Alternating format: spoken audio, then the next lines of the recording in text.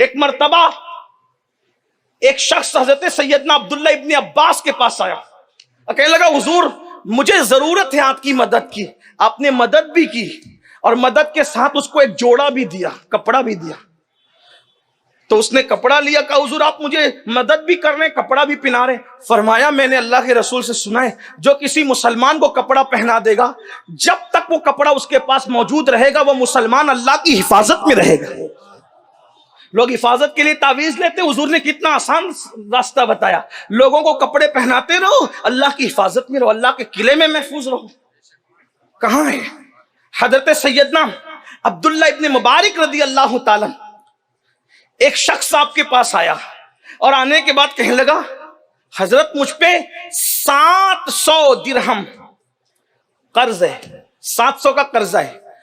آج ہم سود کے خلاف بہت بات کر رہے ہیں اور ہمیں کرنا بھی چاہیے، بالکل حق ہے، لیکن سود بڑھ کیسے رہا ہے؟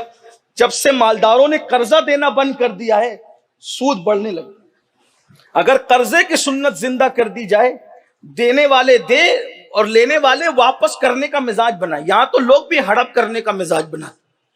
حدیث پاک کا مفہوم ہے صدقہ دینے سے افضل قرضہ دینا ہے۔ حضرت عبداللہ ابن مبارک کے پاس ایک شخص ہے، کہا حضور 700 درہم کا قرض ہے۔ آپ نے اپنے مینیجر کو ایک رقعہ لکھا، فرمایا اس کو 7000 درہم دے دو۔ اب چونکہ ایسا ہوتا ہے نا، چائے سے زیادہ کیتلیاں گرم ہوتی ہیں، پیالیاں گرم ہوتی ہیں، تو مینیجر نے کہہ دیا حضرت 700 کی ضرورت ہے، آپ 7000 دے رہے ہیں۔ آپ نے واپس پھر لکھا اس کو 14000 دے، اس کو 14000 دے۔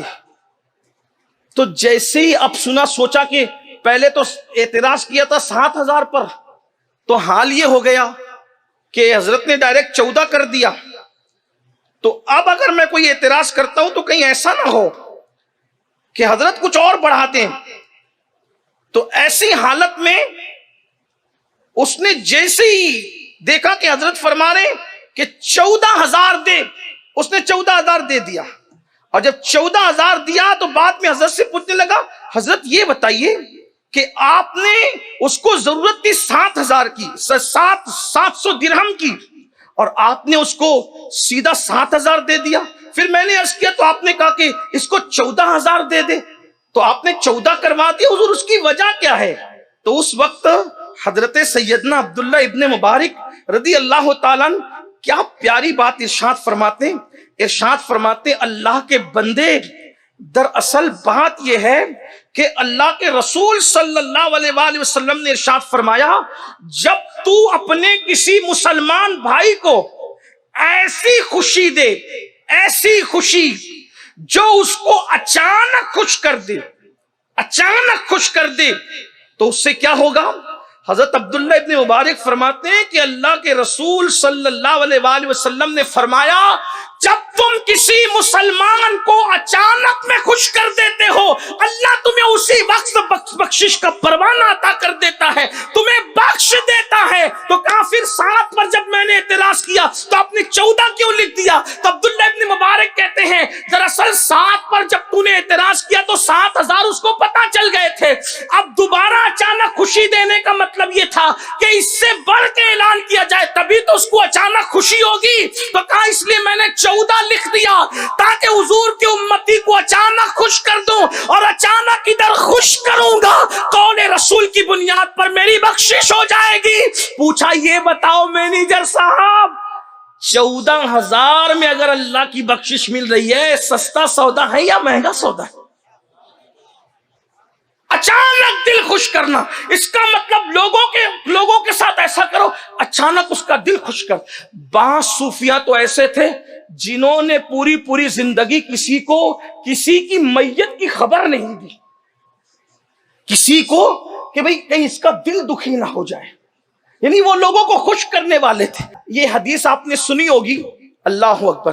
آقا علیہ السلام نے فرمایا ایک زمانہ آئے گا کہ لوگ صبح کو مومن ہوں گے، شام ہوتے ہوتے کافر ہو جائیں گے۔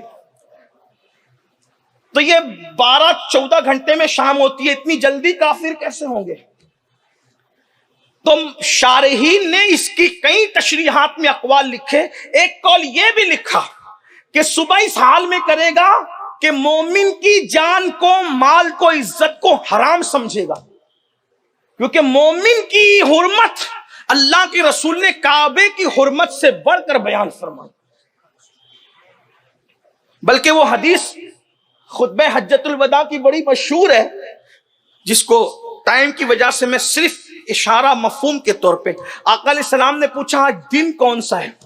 تو صحابہ کرام نے عرض کیا اللہ اس کا رسول بہتر جانے. حضور نے توقف فرمایا تو لوگوں نے سمجھا شاید آج کے دن کا نام حضور تبدیل کر دیں گے، تو فرمایا کہ آج قربانی کا دن نہیں ہے. کہا حضور قربانی کا دن ہے. پھر ارشاد فرمایا مہینہ کون سا ہے؟ پھر کہا اللہ اس کا رسول بہتر جانے. تو پھر توقف کیا تو صحابہ کہتے ہیں ہمیں گمان ہوا کہ شاید مہینے کا نام حضور بدل دیں، لیکن حضور نے فرمایا کہ یہ ذوالحجہ کا مہینہ نہیں ہے. کہا یا رسول اللہ بالکل ذوالحجہ کا مہینہ. پھر فرمایا یہ شہر کون سا ہے؟ تو پھر صحابہ کرام نے عرض کیا اللہ اس کا رسول بہتر جانتا ہے. تو کہا کچھ دیر توقف کیا، صحابہ نے گمان کیا کہ کئی شہر کا نام تو نہیں بدلنے والا ہے. فرمایا کہ کیا یہ مکہ نہیں ہے؟ کہا حضور یہ بالکل مکۃ المکرمہ ہے. تو کیا فرمایا جیسے آج کا دن حرمت والا ہے، مہینہ حرمت والا ہے، شہر حرمت والا ہے، مومن مسلمان کی عزت، جان، مال کو ایسی ہی حرمت عطا کی جاتی ہے. آپ بتائیں. تو یہ جو حدیث میں مختلف اقوال لکھے گئے، ایک قول یہ بھی ہے صبح کو مومن ہوگا شام کو کافر ہوگا. کیا مطلب؟ صبح کو یہ سمجھے گا کہ مومن کی عزت مجھ پہ حرام ہے، اور شام ہوتے ہوتے کسی چھوٹی موٹی بات پر بھی اس کی عزت کو اپنے لیے حلال جانے گا. اور جس کو اللہ رسول نے نص قطعی سے حرام کیا ہے اس کو حلال جاننے والا کافر ہو جاتا. ایک قول اس میں یہ ہے. آپ مجھے بتائیں کتنوں کی پگڑیاں اچھالتے ہو، کتنوں کی غیبتیں کرتے ہو، سر کے اوپر بھی نہیں جا رہے سجدے نہ دعائیں، پھر کہتے ہو کہ دعا قبول نہیں ہوتی. دل میں کینہ کیسے ہو؟ محبت کرو. حضور محبوب الہی نے فرمایا کہ کانٹوں کے مقابلے میں اگر کانٹے بچھاؤ گے پوری دنیا کانٹے سے بھر جائے. لوگ آپ سے محبت نہیں کرتے، نہ کریں، آپ کریں نا، کیونکہ حکم آپ کو ہے، ہمیں ہے. اور ہمارے بزرگوں نے فرمایا جب بھی محبت اور نفرتوں کی جنگ ہوتی ہے تو نفرت ہمیشہ ہار جاتی ہے، محبت جیت جاتی ہے. فتح محبت کی ہوتی ہے. محبت کے سفیر بنو. سرکار غریب نواز رضی اللہ تعالیٰ نے ارشاد فرماتے ہیں کہ اللہ تک پہنچنے کا جو راستہ ہے وہ لوگوں کے دل سے ہو کر کے گزرتا ہے. جب تک لوگوں کے دل خوش نہیں کرتے اس وقت اللہ تبارک و تعالیٰ تک پہنچ ہی نہیں سکتے. اسی لیے صوفیہ فرماتے ہیں تصوف پورا کے پورا خدمت خلق کا نام ہے. اللہ کے بندوں کی خدمت کرو، اللہ تک پہنچاؤ. سیدنا امام جعفر صادق رضی اللہ تعالیٰ نے ارشاد فرماتے زمین پر جتنے ذرات ہیں اللہ تک پہنچنے کے اتنے راستے ہیں. سب سے قریب کا راستہ جو اللہ تک لے جاتا ہے وہ اللہ کے بندوں کی محبت اور خدمت لے کر کے جاتی ہے.